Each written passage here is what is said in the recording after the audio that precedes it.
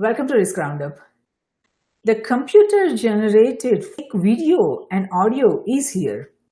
Deepfake, the ability of rapidly evolving artificial intelligence capability to construct and create real-like audio-video recording of people, places, speeches, and events is a growing problem with enormous security implications for the future of humanity. The reason behind that is the artificial intelligence based technology that is used to produce or alter video audio content so that it presents something that did not in fact occur is getting better and better every single day. From deepfake images to videos, text to talks, events to places, the technology driven misinformation and disinformation is becoming a cause of great concern. To discuss the dangers of deepfake further, I'm delighted to welcome Arie Brish to Risk Roundup. Arie is an investor, thought leader, advisor, board member, author, and speaker. He wrote the bestseller book about commercializing new products and services called Lay an Egg and Make Chicken Soup. Welcome, Arie. We are delighted to have you on Risk Roundup. Thanks for having me. Wonderful, Arie. So, from your assessment, what do you think are... Sorry. That's it. So from your assessment, which technological advances have created this technology infrastructure to make deepfake audio and video possible? Okay, so it's a evolution. It's not a overnight thing that happened. If you go back to the beginning of video telephone, AT&T had an experimental project to facilitate video call between people. And the way they did it, that's back in the 50s, I think. The way that they did it, they took a still picture of you with your mouth open, another still picture of you with your mouth shut. So you have two pictures, and then you talk normally to the audio lines. The pictures are being transmitted to the other side, so the other telephone has this only two picture, and based on your voice, they will show the picture with your mouth open, the picture with your mouth shut, and that created the illusion of having a video call with the other person, although it was kind of a simulated video of the other person on the other side, on the other platform, on the other side. So this is kind of similar approach to what this deep fake video that we start to hear about in the past year or two. They take a picture, could be a picture of somebody that died, hundreds of years ago, and they can manipulate the picture and show the person with different, different head movement, different mouth position, and try to create or creating a video of this person talking. Yes. If they have a sample of the voice of the person, let's say a politician from the past made a speech, or somebody just talked on the phone, you can use that voice to simulate or to mimic this other person voice, saying whatever you want him to say or you want her to say. And that application is available today on the telephone. You can download to your phone today this app, or actually there are several apps doing the same thing. And you talk normally, the other person will hear you with somebody else's voice. So, you can say, okay, I want President Trump voice on the other side. You talk normally, and the other person thinks that President Trump is talking to them. So on the voice side, it's probably several years already. On the video side, they're just starting to emerge and show the capability.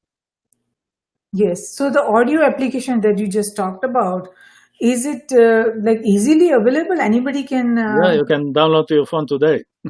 I see. Do you know who created that? There are several vendors. I can look it up. So there are no laws against it. Is it allowed? The governments are allowing this. So yeah, that's a very good question, and the same question about the deep fake. No, normally the legal system is behind the technology. So yeah, if I pretend to be President Trump and I'm calling President Putin and start World War III, maybe there will be some legal implications against me. Yes. But if a kid in school just use it to make a practical joke with some other kid, uh, uh, I don't know what the legal system allows or not allowed to do. And Yes, it is. we need the lawmakers. We need to catch up with these technologies so they can put some boundaries on how you can use it and not use it, and what are the penalties of abusing that. Yes, of course. And now the audio application that you talked about that is available today, how widely it is used? Is it like an isolated event, or you see a trend or pattern emerging that, a lot of people are using, or a lot of, this? I haven't seen it broadly used. Nobody called me and pretended to be somebody else, or at least Yeah, so it's maybe they did, and I don't know. right, But so I think people are not aware of that. Maybe the kids are. Sometimes the kids are probably. pushing the envelope much faster than we adults do. Yes, very true, very true. And as far as the video deepfake goes, how is it like a still an isolated event, or you see some trend or pattern emerging? Well, you can see today on the internet, if you type deep fake, you'll see President Lincoln talking on a video, and it looks a little funny, but I think it's within the reach of maybe in a year or two it will look totally realistic. Now Yes, you can kind of tell that something is funny with this video, but I'm sure they're on the right path to make it totally realistic. And I'm yes, not saying it's bad. It's like any other technology. You can use it for very positive causes. It's some people take advantage of the technology by abusing it for negative yes. purposes. Very true, very true. And see, that I'm still trying to understand that why are these developers, going that path? Because this is, after all, artificial intelligence and machine learning. That is, at the heart of this deepfake movement. And before that, also, the social media was giving so much option and opportunities for everyone who wanted to spread disinformation or misinformation. They were already doing that. So why they took this path of creating such real, like, videos and Yeah, audio, that is, yeah. I'll give you a few examples of positive applications. One, for example, is games. You can make the game more realistic and have real characters as part of your game ecosystem, so you can play with people that you really know and see them playing with you virtually without that real person being on the other side. It's just you want to play with your sister, and you can have the computer generate her talking or whatever. So this is one application. You can mimic other people's thinking, for example. So let's say your grandmother passed away a long time ago, but you like to consult with her. You'll have her deep fake video talking to you, and artificial intelligence could even mimic her way of thinking, yes, and take this idea to an extreme. You can basically consult with your grandmother. You see her on the screen. She will answer your question as if in her line of thinking, that you, you're right. You're you right. can you can simulate the way person A think or the way person B think, and then you can consult with a virtual uh, person. People talk a lot about, for example, in politics, what would be the founding fathers of this country will say about this or that. You can mimic, now with artificial intelligence, you can mimic their way of thinking and really consult with them or with their virtual entity on the computer and see what answers you get.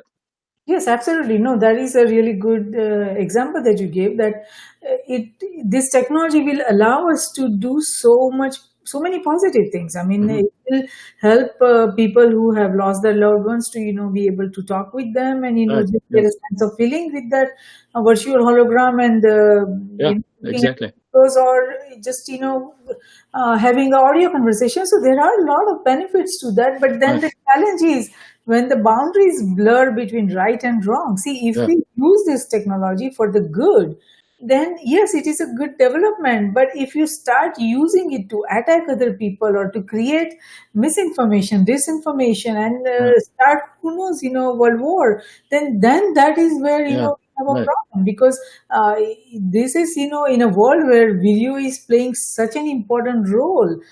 We so far it was like, okay, we see any image, we say that, oh, maybe it is fake image, somebody has Yeah. photoshopped. Yeah. So, Yeah. but now, and so we all were like, let's see a video, then we'll know whether it is right or not. But Mm-hmm. now, even the video, you can't even rely on a video, because Right. that could be a Yeah. different video. So the boundaries are blurring. So Mhm. the truth, this would create such a, mass hysteria and mass lack of trust, that, if this becomes a major development. Right now, these are still isolated events. Yeah. But if this more and more, people start using this technology, because this is where these applications are pretty easy from what I have heard, that, anybody Yeah. can download, and anybody who has some understanding of AI, they can, Yeah. apply these and use it. Right. So Right. if they all start using it, then, the trust will be eroded. Mhm. And that Right. is, I think, when the society starts losing trust in something as important as a video, Mhm. then I think it has major consequences, right? Yeah. Yeah. Yeah. And you start to see it even today. The fake news became a buzzword in the last couple of years, but you can do it even today. The news media takes, they take pictures or record video of some events, but then they show you only 3 seconds from the event that makes you think that something this or that happened. But when you see the unedited 2 hours of shooting of the video, you see what really happened. Yeah. So you see that a lot today. With that, like there was an event with the high school and Native Americans, that the way they showed it is if the high school kids were mocking the Native Americans, and turns out they didn't. It just the CNN or whoever it was just shows few seconds that made people believe that this kid is mocking the Native American guy, but Yeah. turns out he didn't. Yeah, you're right. And not only that, even let's say, before general election in United States Yeah, or in any right. other country, just before election, if Yeah, some video comes out that damages one candidate, exactly, and then, exactly. by the time people come to know that this was Yeah, a fake video, the elections, yeah, it have yeah. already happened and the damage has already been done. So how can Yes, we yeah. reverse? How can we reverse that? Because this is now, not only just the Mhm. damage to an individual person, it's a damage to an institution. It's a threat to Right, democracy, right? I mean, exactly. a Mhm. video. So how do we detect this kind of, deepfake videos? Is there a technology that is effective in identifying that this is a, fake video? Yeah, so there are two ways to approach it, I think, both complementary. One is to have a technology that will detect if the video is real or fake, or audio for that purpose. So this is a technological solution, and think about install this filter, so to speak, on your TV or on your computer, and if you see a candidate saying something, the computer will tell you immediately if this is real or fake. This is one possibility. The other one is has some legal boundaries. So you are So suggesting to create a system which gives a almost like a accreditation that this is Correct. right fake video or this is a true video. Correct. So this kind of like credit rating kind of system that Correct. that Mhm. that would be possible in the coming years. Yes, of Yeah, course. it's definitely possible. Maybe already exist. I don't know, but it's definitely possible. Yes. And the other one is the legal system should have some boundaries and penalties if you do certain things. If you interfere, we're talking these days. A popular talk is about interfering with elections, right? So if you use fake whatever audio video that can twist the election one way or the other, there are certain consequences that you are going to get penalized for that. And if you do the penalties severe enough, people will think twice before they do that. Sure, but And we it do. works for both sides. I mean, you can use the same technology against a Republican or against a Democrat. Yes, yes. So we see it all the time, even on the uh, most recently, kind of the Republicans are complaining about fake news, but you have the same thing like with Joe Biden, for example. Maybe it's not fake, but it's people are using information against a candidate, whether it's true or fake. Some of it may be probably the gray area. Normally, the truth is somewhere in the middle. So they take a fact and push it to the extreme to damage a candidate. Sure. I mean, and that's the challenge, right? I mean, even if you create laws that would, punish the people once they are caught or anyone who is after the creating the fake video, but then the damage is already done. The elections have already happened, Mhm. and the results are damaging to the candidate against whom the deepfake video was, developed. So then it's a question of changing the whole election results. Going through whole Mhm. another polling, and that requires a lot of money, and it's such a large effort for countries like United States or Mhm. Mhm. any other country to have a whole national election. So it is, even though there will be laws to punish those people, but I don't think it would be effective in a timely manner to prevent the kind of damage, because here we are talking about humans.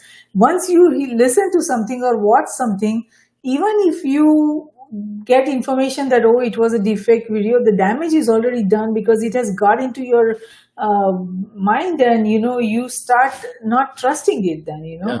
Yeah. So Right. Right. even if you then come out and say that this was a fake video, if the damage changing people's mind is not that easy, and that is a challenge with this technology and with this emerging trend of deepfake, that if it starts creating that kind of damage, then the people, the common man, will start believing in a lot of things, and it Yeah. will be very hard to change their minds. I mean, we can start creating education awareness for the little kids, right from the elementary school, to train them to see what is right, what could not be right. But Yeah. changing adults mind is a very Yeah. complex challenge. So the question is then, where is this democratization of destruction taking all of us, because now anybody can cause damage. Yeah. It's Yeah. not. You probably need some major event like a September 11 type event in these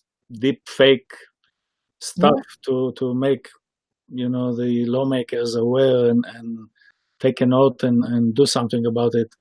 But I'm not even sure that lawmakers will be able to do much about it, because they may create a regulation, but the regulation won't be able to stop this in a timely manner. Because here, so far, when you were creating regulations for technologies, um, emerging technologies, then the governments and regulators were able to track all that, because all those technologies and building infrastructure for that required a lot of money. So they were just tracking the movement of money so far.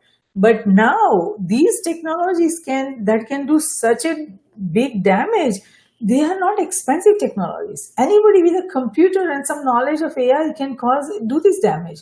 So, Right, right. But if you know that you'll go to 15 years in jail if you but do something like this, you may think twice. people, they don't get. I mean, look at the cybersecurity risk right now.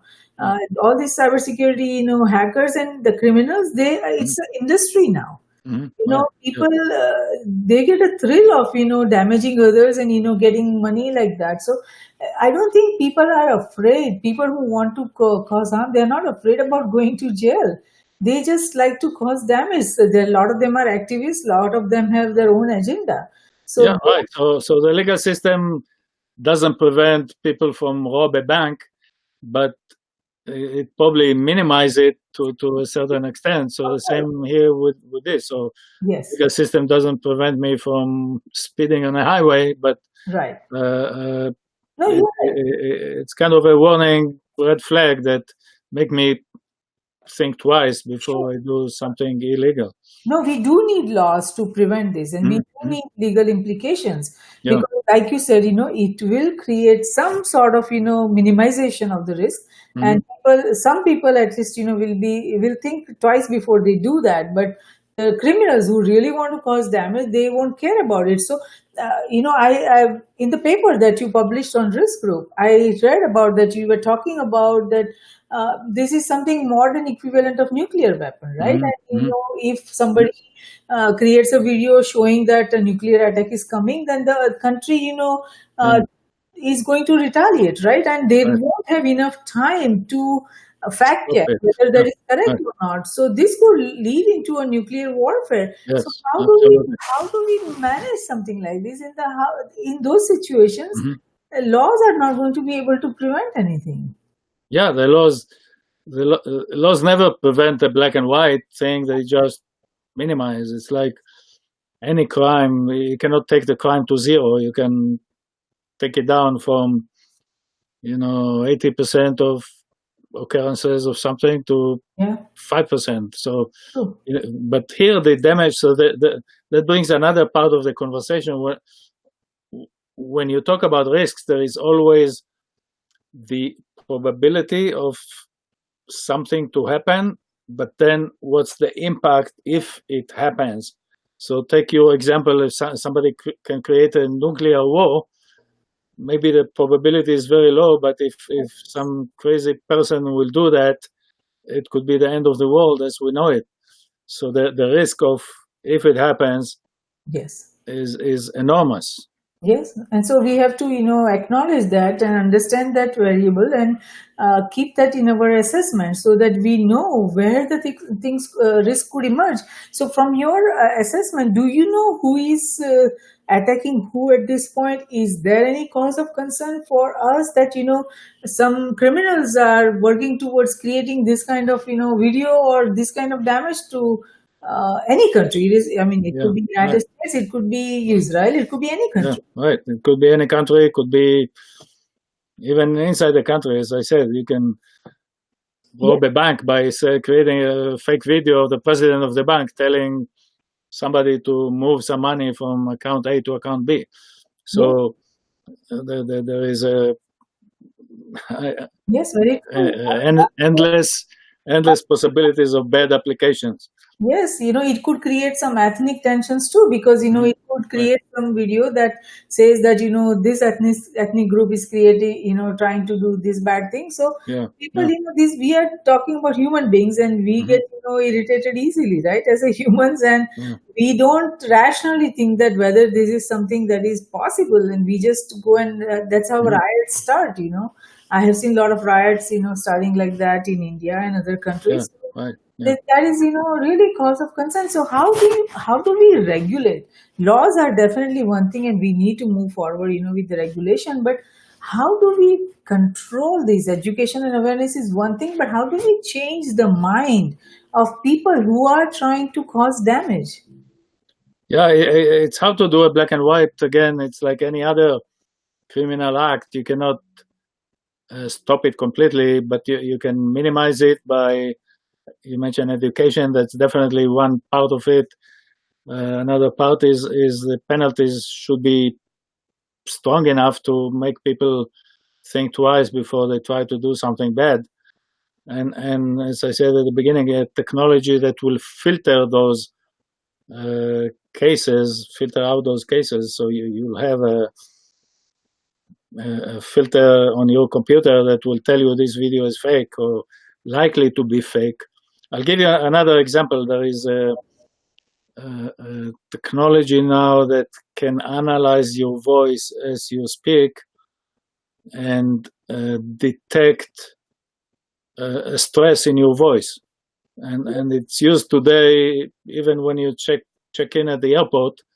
If your voice is alarming stress, it will raise a red flag, and maybe security will ask you a few more questions.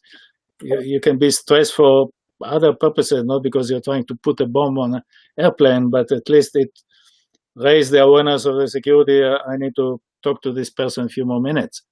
And so these technologies, these filtering technologies exist today Are on the voice, on the vocal side. are they applied widely? Is it used in United States, or which country is using this? It's not about countries, it's about businesses. It can be police in city A using it, police in city B doesn't use it. So, but the technology exists. It's like in San Francisco, they had these security cameras of face recognition, and they decided to uninstall them because they are not accurate. None of these technologies are 100% accurate. Sure. But it raised red flags, so the security can come and check a little further on what's going on. So the same thing with the face recognition in any city. San Francisco decided to take it out, but if the face recognition decide that this person is suspicious because he looks like some criminal that they have on the database, it doesn't mean that the security camera shoots this person in the street. Yes. It may call the police, and the police will, ask this person a few questions to make sure he or she is there legally and without any bad intentions. So Right. the technologies are never 100% proof. At least Yes. today, these are still in their infancies. But Yes. still, it helps. Every technology, whether you have a sniffing dog or you have a face recognition camera or you have a stress detection in your voice, it all helps the security people to target or to focus on a small group, not on 10,000 people in the terminal, but only a small group of few dozens or few hundreds that are raising some red flags by all these different systems. You're right, but I think there will be a lot of false positives Right.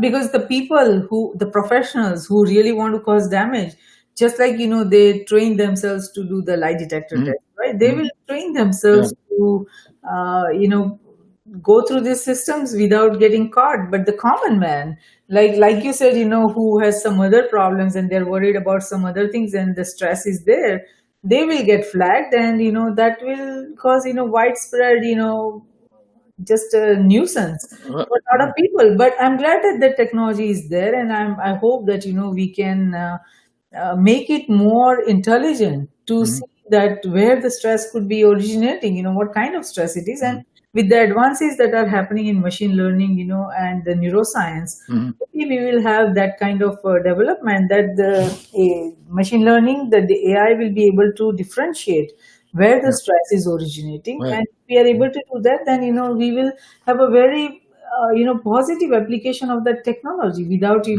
creating a lot of panic for the travelers. They're doing. Yeah. So that the trick is to find the right balance between, as you said, not create unnecessary panic. Yes. But still be alert and focus your attention on a smaller group of people.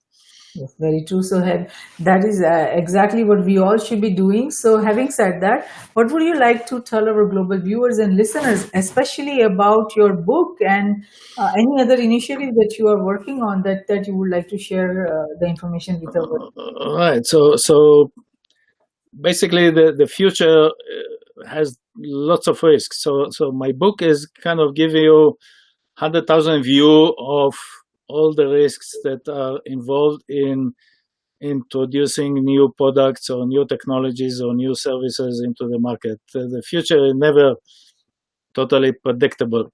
But if you are able at least to identify the different risks, make the list of them, and plan mitigations, you minimize the risk by doing the mitigation. What I found out by mentoring lots of young executives, they don't have enough experience to be aware of all the obstacles and all the pitfalls that they're facing. So the purpose of the book is kind of give you 100,000 feet of, you have to look at A, B, C, D, almost like a checklist. But the book is a checklist, but it gives some entertaining examples of what people did in the past, what did they do right and what did they do wrong, where people failed, what mistakes they made, and what were the consequences of the mistakes, or the consequences of making the right decision. And my approach in the book was taking older examples, because if you look at a company that is only 2 or 3 years old, you don't always know if that's going to succeed long term. You need to look at something that's 20 or 30 or 50 years back. I had some examples from 200 or 500 years back.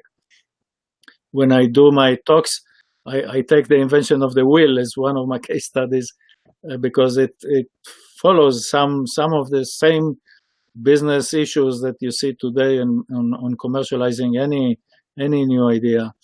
Yes. So that's one. The other thing, I did it diverse as far as different countries. So I took from different cultures, different industries. You can learn from each other. Whether you are in pharmaceutical, you can learn something from an airline, or vice versa, or computers, or whatever the industry. Most people stay in the same industry all their career, and they're not aware that this other industry solved the same problem 20 years ago. So you have to be able to talk to or at least learn from these examples, and make a better decision for your own business. Yes, that is very true, and that is what is necessary. And I'm glad that you have taken that initiative and developed that checklist, because having that checklist gives us guidance, what points we need to be careful about and what we should be paying attention to. So thank you so much, Arie, for participating in Risk Roundup today. We appreciate your thoughtful insight on deepfake, and I'm sure our global viewers and listeners would benefit tremendously from the information you shared. And even if a single decision maker can understand the complex challenges emerging because of the deepfake technology and its applications after listening to this discussion, this round of dialogue has been of service, and we thank you for that. Okay, thanks for having me. Wonderful, Arie. So, Risk Roundup, a global initiative launched by Risk Group, is a security risk reporting for risk emerging from existing and emerging technologies, technology convergence, and transformation happening across cyberspace, aquaspace, geospace, and space.